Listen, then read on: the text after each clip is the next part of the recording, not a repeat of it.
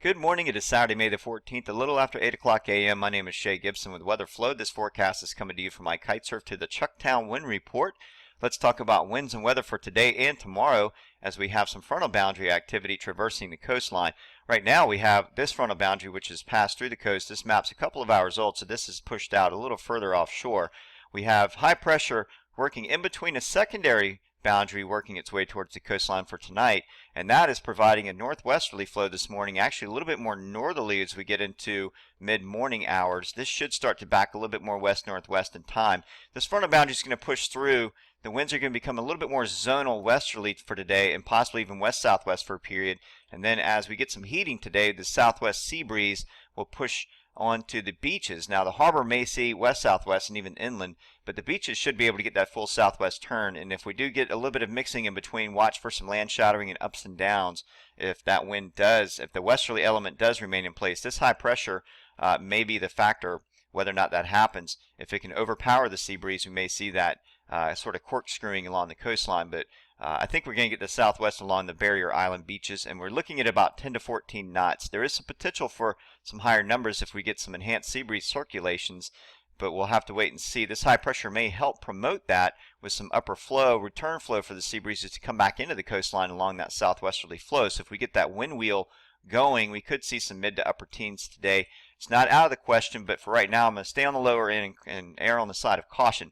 Now, as this next boundary drops through tonight, we see a northerly flow make its way down tomorrow morning.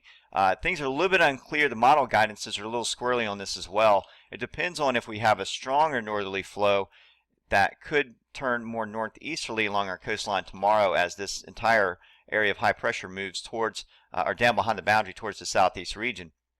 So we could be looking at a brief spell of low teens northeast to east northeasterly winds where that couples with the sea breeze around late morning, midday to early afternoon, or the northerly wind could fade to a point where we get a little bit of heat fluxing along the coastline to allow that coastal ridge to draw that southerly sea breeze up as a default sort of wind direction. Once the northerlies fade, usually around 7-8 knots, once it drops below that and we get the heating element in, then we see those southerly winds turn. But we do have this system is going to be coming with some cooler air, so that could be a factor as well.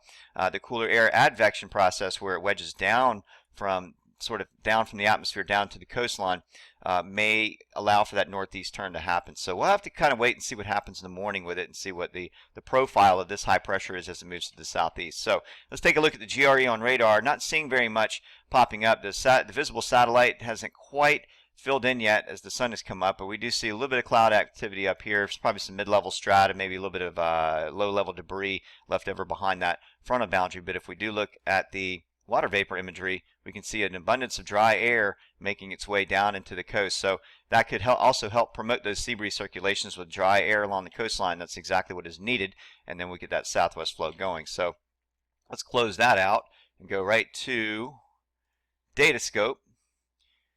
And right now we're showing that north-northwesterly flow at 6 knots in the harbor, 3 to 4 knots along the beaches. Folly Beach has a little bit of a west-northwesterly kick going.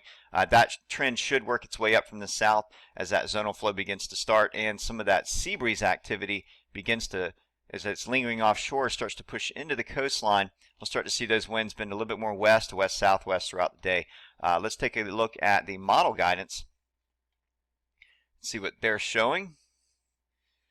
So we're taking this from the Isle of Palms Pier today, and I want to run all of these. Now, one thing that's interesting is most of the models are in agreement with the southwesterly flow.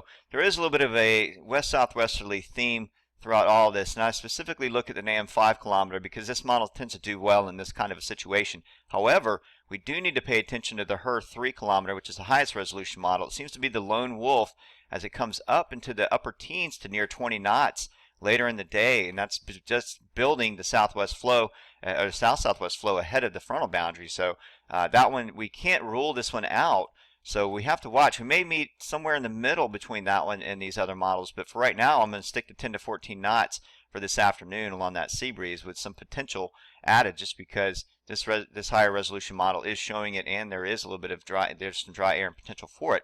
Now as we head into Sunday, we see these northerly winds. Now here's where it becomes tricky. Most models are in agreement by 5 a.m. for this northerly regime to work itself down. Now the The NAM 12 does have that northeast lean. It's the only model that's showing it. Otherwise, the NAM 5 is keeping that north-northwest flow going, and then eventually fading into that southerly regime that I was talking about earlier along that coastal ridge. This would be happening sometime between 2 and about 4 p.m. tomorrow afternoon.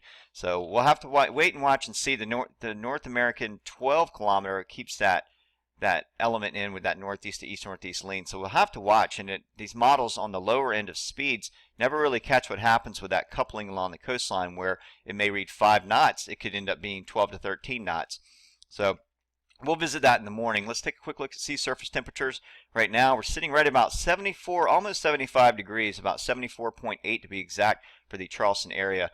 And if we look at the water level table, we can get a better idea, and it's 74.8 degrees. This number should hold through tomorrow and then increase this week as air temperatures continue to rise up to the upper 80s and lower 90s. So that's going to do it for the Chucktown wind report, and we'll touch base tomorrow if anything significant changes. If it looks like we're going to get a moderate blast of northeast winds or east-northeast winds, I'll come back on and let you know. Until then, thanks for watching and take care.